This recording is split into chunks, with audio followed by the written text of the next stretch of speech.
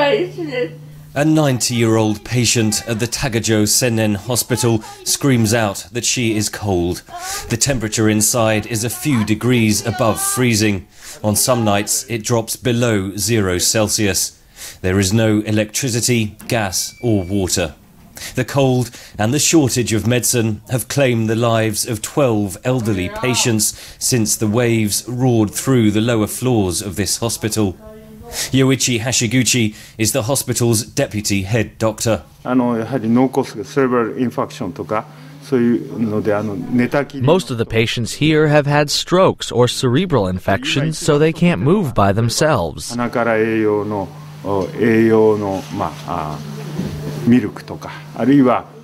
The thing we need the most is the special milk, which we feed them through tubes. We don't have any of that, so they aren't getting enough nutrition. In the darkened wards, the nurses do the best they can. They salvaged what medicines they could from the wreckage. They've begun heating bottles of water on a makeshift propane stove to use as hot water bottles. For the patients. Tomomi Goto is one of the nurses working 18-hour shifts.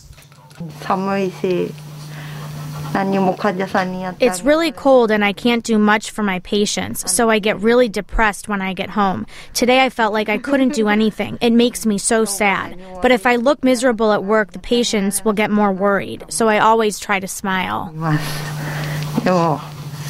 Goto's car was wrecked in the tsunami, and with a gasoline shortage, she can't easily get home.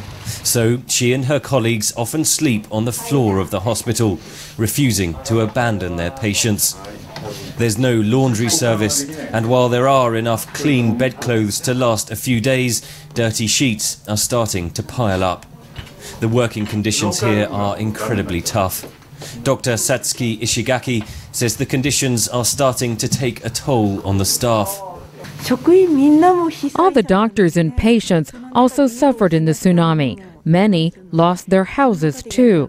So everyone is very stressed, and it's bad for our health too. A nationwide gasoline shortage has delayed the delivery of vital supplies. The army has installed a generator which operates for 2 hours in the evening, a vital window for the doctors to perform the most important tasks. Then darkness descends on the Sen-en Hospital. Dr. Hashiguchi uses a solar light designed for use in the garden to do his nighttime rounds. He says he and the other staff are just doing their jobs. I